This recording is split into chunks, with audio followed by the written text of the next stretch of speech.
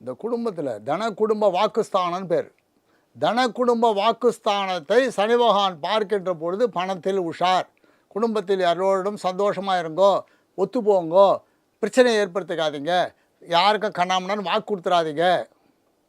கணவன் மனைவி ஒற்றுமை, கணவன் மனைவிக்குள் மனக்கசப்பே வரக்கூடாது, தேவையில்லாத மனஸ்தாபத்தை ஏற்படுத்திக்கூடாது. ரொம்ப சிம்பிளாக தானே சொல்கிறோம், இதில் என்ன பெரிய கஷ்டம் இருக்குது? சுக்கிர பகவான் சப்தமாதிபதி உச்சத்தில் இருக்கார்.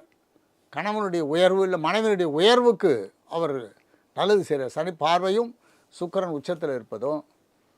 அப்போ 10ஆம் இடம் தொழில் ஸ்தானாதிபதி சூரியன் மாறப்போகிற சித்திரை மாதம்னே வேலையில் நிரந்தர பவர், வேலையில் உத்தியோகத்தில் உயர்வு விருச்சிக ராசி கொடுக்க போகிறார். தீராத நோய் தீர்ந்துடும்.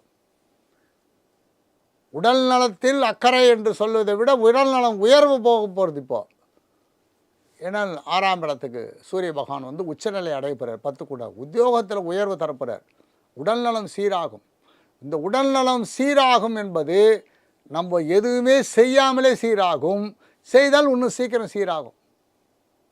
அதற்கான மருந்து மாத்திரை டாக்டர் ஸ்பெஷலிஸ்ட்டை பார்த்து நம்ம சாப்பிடுச்சு உடல் நலம் நன்றாக சீராகிவிடும்.